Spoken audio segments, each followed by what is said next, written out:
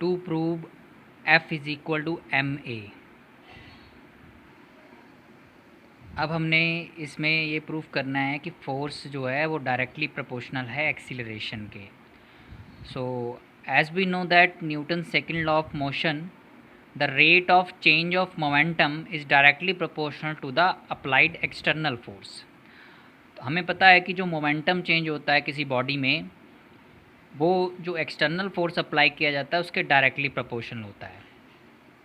मैंने क्या किया, एक ऑब्जेक्ट लिया जो कि v1 वेलोसिटी से मूव कर रहा था और उसका जो मास था स्मॉल m था।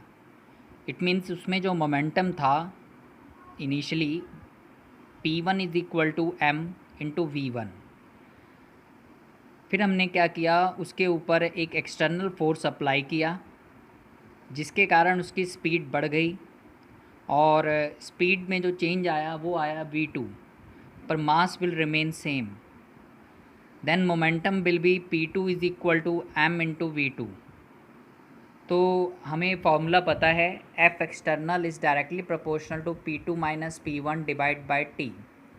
यहाँ पर हम P2 और P1 की वैल्यू फिल करेंगे, mv2 minus mv1 divide by T। m common ले लेंगे, v2 minus v1 divide by T। और हमें पता है कि v2 माइनस v1 क्या है, rate of change of velocity, और rate of change of velocity is called an acceleration. So v2 minus v1 की जगह क्या आ जाएगा, acceleration. Therefore F external is directly proportional to m into a. Proportional का meaning तो आप जानते ही होंगे कि एक फ़िज़िकल क्वांटिटी बढ़ती है तो दूसरी भी उसके साथ बढ़ती है अगर वो डायरेक्टली हो। अगर वो इन्वर्सली प्रोपोर्शनल होता है तो एक फ़िज़िकल क्वांटिटी के बढ़ने से दूसरी फ़िज़िकल क्वांटिटी डिक्रीज़ होती है।